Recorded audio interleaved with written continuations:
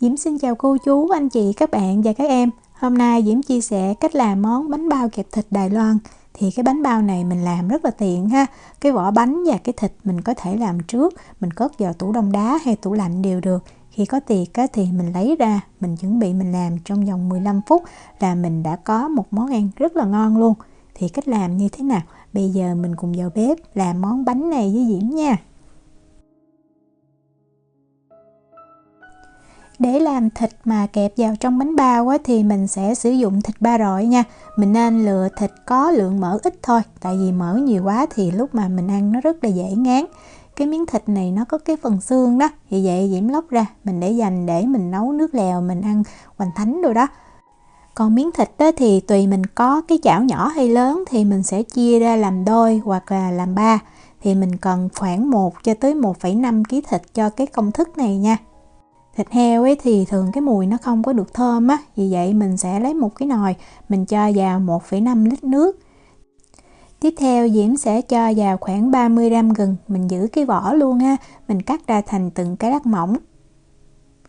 50 gram hành tím mình cũng cắt ra thành từng lát như vậy. Và bây giờ mình nấu cho cái nồi nước nó sôi lên. Khi mà nồi nước sôi thì mình cho thịt vào, mình trần sơ qua.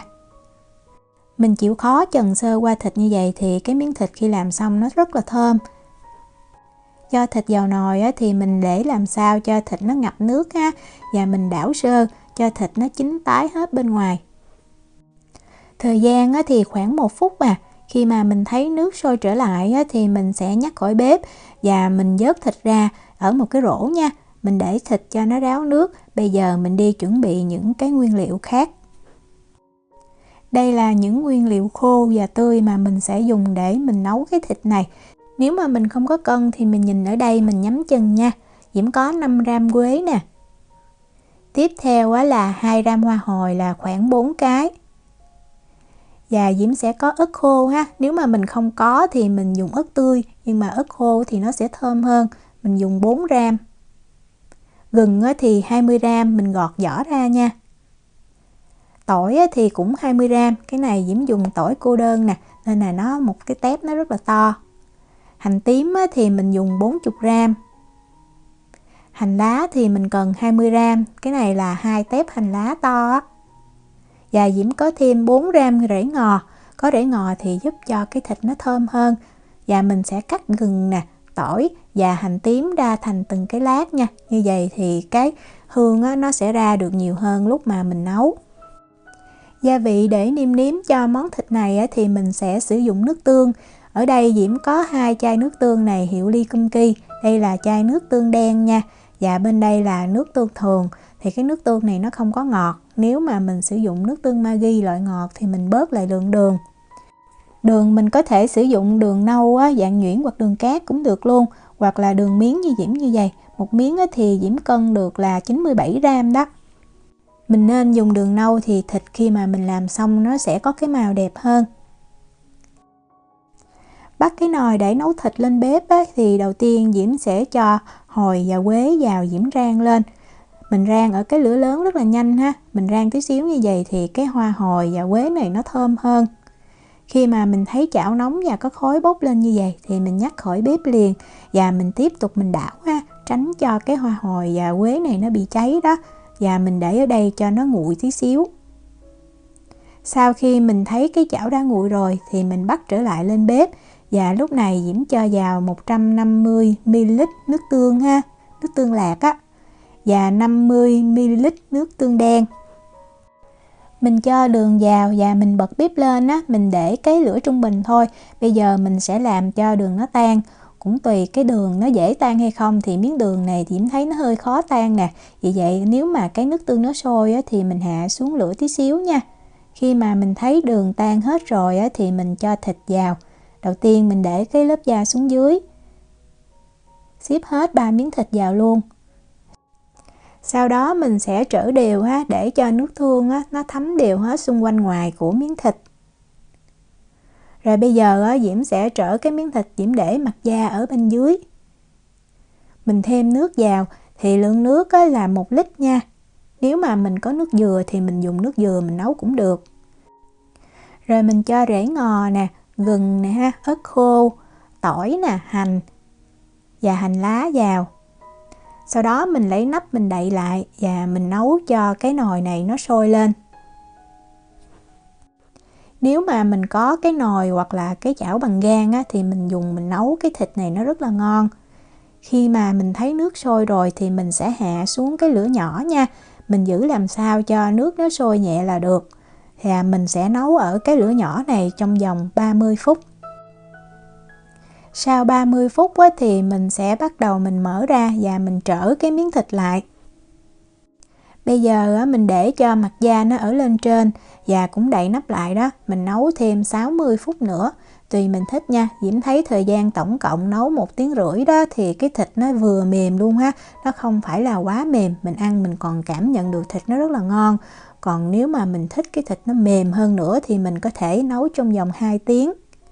Diễm sẽ lấy một cái tờ giấy nướng bánh đó, mình đậy lên trên như vậy, tránh cho cái mặt da nó bị khô. Và trong thời gian 60 phút này, thỉnh thoảng mình cũng tới mình đẩy cái miếng thịt xuống cho nó ngấm nước nha. Sau 60 phút thì mở ra, mình kiểm tra. Mình có thể thử thịt để xem cái độ mềm vừa ý chưa. Thì lúc này phần da và mỡ nó rất là mềm, còn phần thịt thì Diễm thấy nó mềm vừa đủ.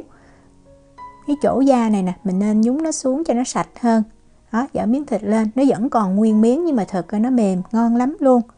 Thì mình nhắc khỏi bếp ha.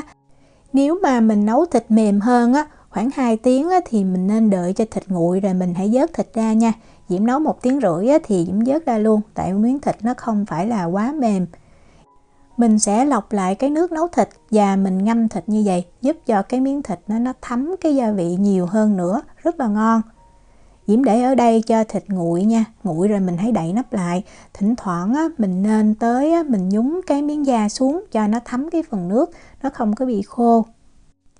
Khi mà mình thấy hộp thịt mình nó đã nguội hoặc còn ấm tay tí xíu cũng được, là mình đậy nắp lại và mình mang mình cất vào trong tủ lạnh qua đêm nha, cho phần mỡ bên trên nó đông lại. Đây là hộp thịt mà Diễm để trong tủ lạnh được 12 tiếng thì mình xem mỡ nó đã đông lại như vậy. Mình vớt cái lớp mỡ này mình bỏ đi nha.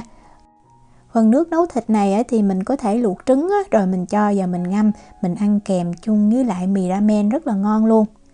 Diễm múc ra ở đây khoảng 200ml nước nấu thịt này nè, và mình bắt lên bếp mình nấu cho nó kẹo lại. Tại vì cái nước này nó loãng như vậy nó không có được đậm đà đó. Thì mình cứ để cái lửa trung bình. 200ml này thì Diễm nấu khoảng 7 phút Khi mà mình thấy cái lượng nước nó keo lại còn khoảng 1/4 thì mình nhắc khỏi bếp. Để ở đây, khi mà mình ăn thì mình sẽ chan vào trong cái bánh bao, giúp cho cái bánh bao nó đậm đà và nó thơm hơn. Khi ăn thì mình cắt thịt thành từng lát, nó có cái độ dày khoảng 1 cho tới 1,5 cm nha. Nếu mà mình không có ăn liền thì mình cứ mang mình cất lại vào trong tủ lạnh hoặc là mình cất vào trong tủ đông đá đều được. Để làm nóng thịt thì mình có thể sử dụng chảo, mình cho thịt vào, không cần cho dầu nha. Hoặc là nếu là mình làm nóng với số lượng nhiều thì mình có thể cho vào trong lò nướng, nhiệt độ là 220 độ C, miễn sao cho cái phần mỡ này nó chảy ra thêm nữa và miếng thịt nó vàng một chút là ngon. Nếu mà làm nóng thịt bằng chảo như vậy thì mình nên cẩn thận nha, tại vì cái da gặp nóng nó rất là dễ bị nổ. Quan trọng là mình trở miếng thịt cho nó vàng đều như vậy thì mình vớt ra ha, cũng đừng có nên chiên lâu quá thì thịt cũng dễ bị khô. Về phần vỏ của cái bánh bao này thì Diễm đã có chia sẻ cái công thức lâu rồi. Đây là bánh bao mà Diễm làm sẵn xong rồi Diễm cất trong tủ đông đá nè. Cái công thức thì Diễm để ở phần miêu tả video nha. Trước khi ăn thì mình có thể mang ra ngoài, mình để cho bánh bao nó tan tí xíu khoảng 30 phút. Hoặc là bánh nó còn đông đá thì mình hấp luôn cũng được. Thì thời gian nếu mà bánh đông đá mình hấp nó sẽ lâu hơn. Còn nếu mà mình để cho nó tan rồi mình bắt lên bếp thì mình hấp khoảng 5 phút thôi à. Mình sẽ sử dụng thêm một ít cà rốt và mình bào ra thành sợi để mình kẹp vào trong bánh. Ăn Diễm thấy nó có cái độ giòn nè, nó tươi, nó ngon. Mình cũng có thể làm đồ chua ha, nhưng mà Diễm thấy đơn giản như vậy cũng rất là ngon rồi. Hành lá đó thì mình sẽ sử dụng phần hành xanh và mình cắt nhỏ. Còn nếu mà mình không thích cái mùi nồng của hành thì mình có thể cắt ra thành từng sợi nhỏ rồi mình ngâm vào trong nước lạnh. nên có thêm vài cái lát ớt ha, cho nó hấp dẫn hơn. Ớt này thì nó không có cay lắm.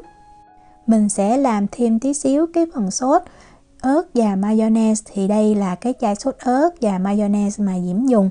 Cái lượng thì mayonnaise mình sẽ dùng 45g là 3 muỗng canh. Tương ớt thì mình dùng là 1/2 muỗng canh là 10g. Mình khuấy lên cho đều, mình sẽ được cái phần sốt ớt mayonnaise rất là ngon luôn. Bánh này thì mình ăn nóng mới ngon, vì vậy lúc bắt đầu ăn thì mình mang bánh bao lên bếp mình hấp ha. Thì như Diễm nói đó, bánh đã tan đá rồi thì mình hấp 5 phút thôi.